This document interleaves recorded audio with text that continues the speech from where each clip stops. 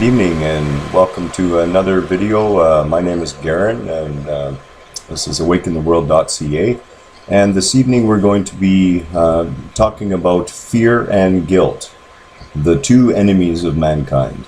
And when I say mankind, let's be clear, I'm talking about all of us, sex aside.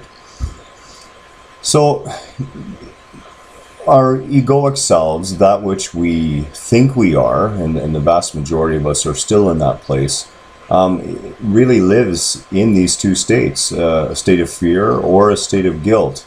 Now, we're going to talk about fear first. And when it comes to fear, fear is always about what hasn't happened yet. And this can literally paralyze us. This fear is the same fear that causes us to wear masks, to try to anticipate what someone else is going to want to hear and speak that instead of speaking our truth.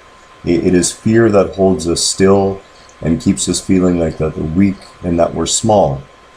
Now, I don't know about you, but I have never seen fear jump out of a bush and attack somebody yet. So I'm pretty sure it doesn't exist. I do know this though, that if you focus on your fears and you keep thinking about your fears and you pile up all these emotional states about your fears and create all these fearful vibrations, there's a very good chance that you're going to receive those fears. And the reason has nothing to do with the idea that what you feared was going to happen, even though it does.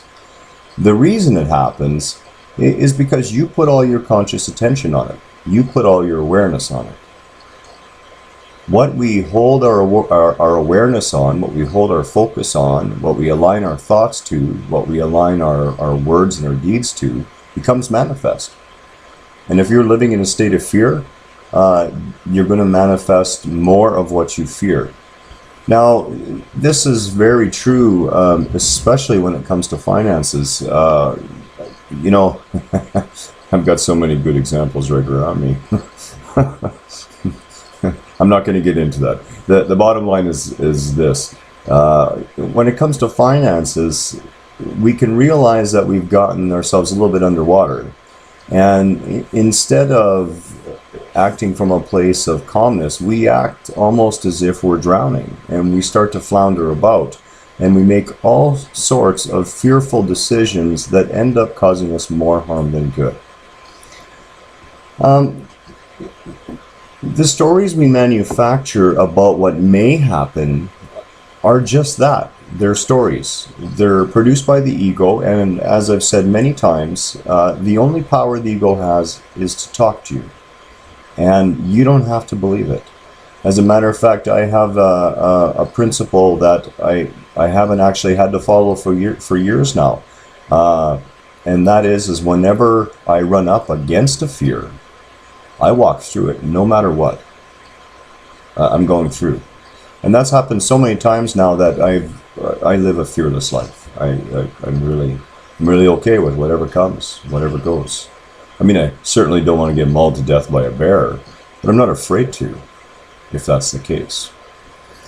The second enemy of mankind, of course, is guilt. And unlike fear, guilt is all about the past. It's all about the things that are already dead. And that guilt doesn't immobilize us in the same way that fear does. In fact, it can cause us to take a whole bunch of actions out of that guilt. And one of the places this is seen the most is in the parent-child dynamic, where the parent is holding a huge amount of guilt over some aspect of the child. And I've seen this many times, especially when there's children who are born with, I don't even like the word, I'm going to call them challenges instead, that the parent blames themselves and feels guilty for it, and then spends the rest of their life trying to make up for that, and always living from that place of guilt. And that doesn't always mean serving your child the best. And that is really one of the big issues, and it comes up most, like I said, in that parent-child relationship. What is the message? The message is we must let go of both of them. They are false constructs of the ego. I could tell you, as someone who's died a couple times now, that there's really nothing to fear. You can't die. No matter what you do to yourself, you're going to live for eternity, and that's just the way it is. And it just gets more and more fun. So you can take all the fear out of your life. And another thing that, and I say this to my wife quite often too, is that you simply can't make a wrong choice. Your choice will yield consequences. And the more conscious you become on your choices, the more the consequences are in line with the consequences you would like to see. But when you make a choice that you would normally label as wrong, understand that the whole universe conspires to turn that right around and make that right for you again. And if you need any results of that, you can just look back in your own life, and I guarantee you that you're going to find them there. Hit my microphone again.